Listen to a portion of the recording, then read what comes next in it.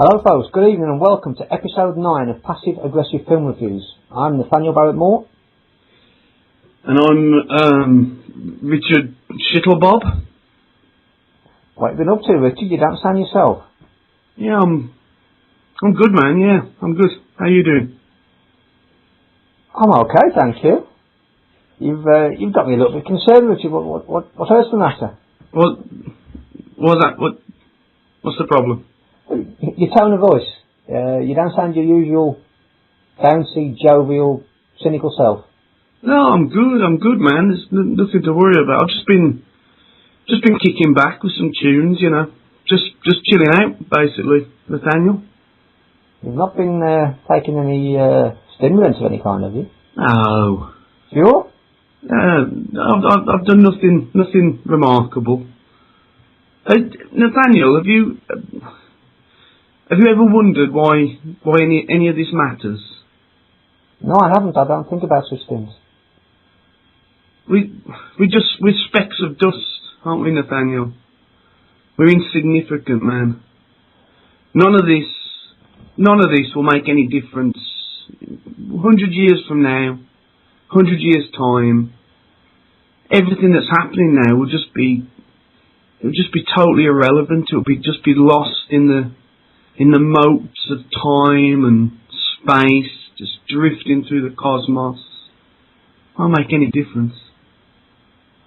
Well, you're absolutely right, Richard. This is very philosophical talk for you. Are you sure someone's not putting something in your beer or your wine, or? I've had water, Nathaniel. You know, can't a man just explore his own thoughts, his own mind, without the need for any kind of dubious explanation? Is that not possible? It's very possible. It's just unusual for you. I'm sure the listeners are quite shocked. I've been listening to The Doors. It just gets you thinking. Have you ever considered, Nathaniel, just your mind drifting out of your skull and soaring upwards through the clouds into outer space and just exploring the universe, man? Well, you're talking my talk. You know, I do that on a fairly regular basis. I like to contemplate and meditate and let my thoughts drift. But to hear you talk like this it's thrown me off on a bit of a tangent, Richard, I have to say.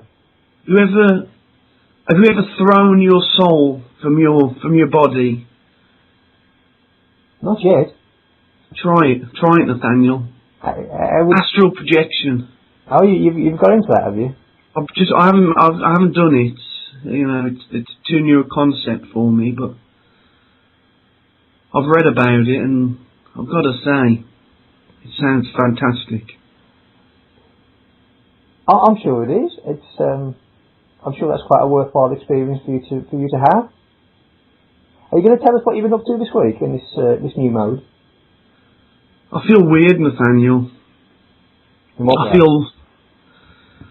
feel warm and numb. Everything just seems so peaceful. Well, that's got to be good, isn't it? I had a couple I don't know if this is connected at all, Nathaniel, but I had a couple of those cakes you baked for me. Right. An hour or so ago. Ah, there we go. And since then they were good. They were good cakes. They clearly were. I've clearly got my recipe right on those. There's a strange herbiness or spiciness to them. I couldn't identify. You don't want to worry about that. As long as you enjoyed them, that's the main thing. Just put you in like quite a nice, pleasant frame of mind by the sounds of things. I just need to sleep now, Nathaniel. Well, don't go to sleep just yet. We've got a service to provide to our wonderful listeners. I need to sleep. Well, don't go to sleep just yet.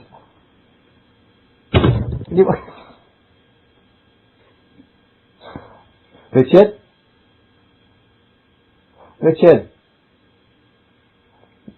Are you going to wake up?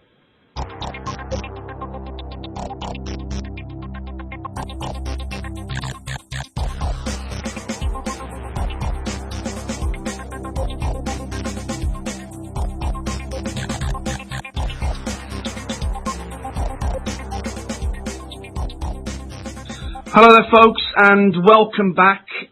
This is episode 9 of Passive Aggressive Film Reviews. Now, we've had to do this in 2 parts, mainly due to the fact that you, Nathaniel, have poisoned me. Why on earth would you think such a thing?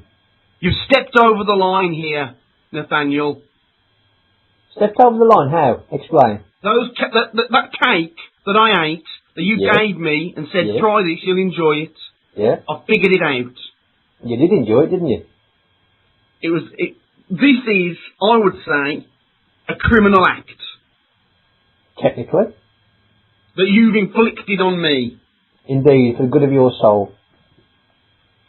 You've gone to some places before, Nathaniel, but this is a fresh low for you.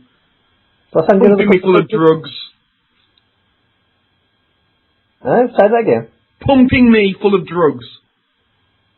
I wouldn't describe it in exactly that fashion. You're going over the top as you tend to do, Richard. I sent you a few nice bits of cake, some tasty little treats for you, with a little bit of doctrine. And what was in them? Cannabis. Cannabis. Now, did I request cannabis in my cake? No, Mr. Policeman, you didn't. There we go. You want to watch yourself, Nathaniel, because I may well consider pressing charges. Well, if you feel the need to do that, you carry on. So let's get on with the show. Get on with the show. But I'm appalled. Did you enjoy the cake, though? It was lovely. Tasted delicious. Good. Now then, what have you been doing? Well, I want to pick it up from last week, Richard, really, if I may. Right.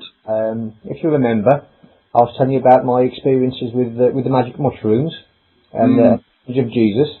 Oh, yes. Yeah.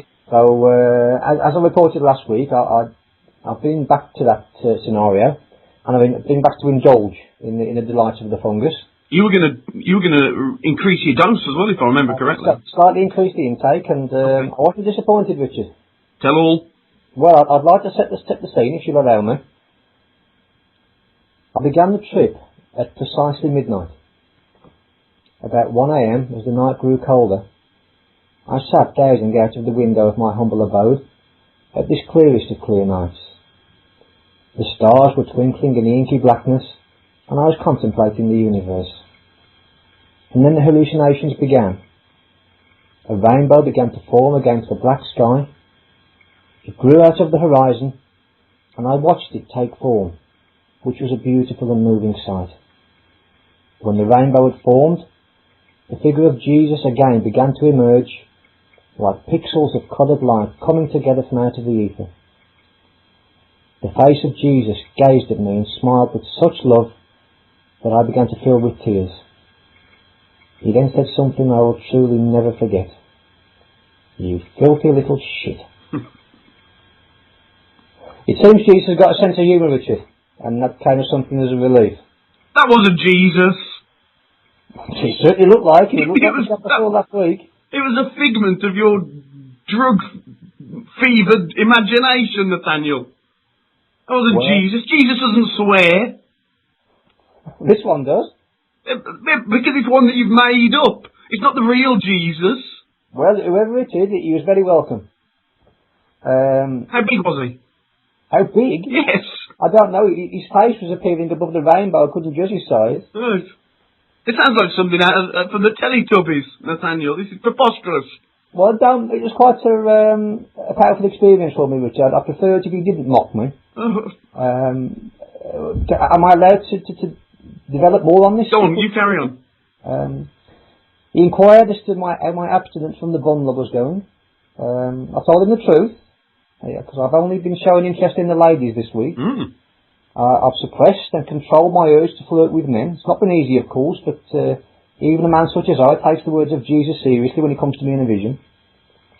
I haven't been to church, though. One step at a time and all that. It's been hard enough dealing with the shunning of the bottom this week. I think the temptation of seeing all those Christians with their foul devotion and repressed sexual urges would just have been a bit too much. Might you run amok amongst them, kind of waving your engorged phallus in their direction?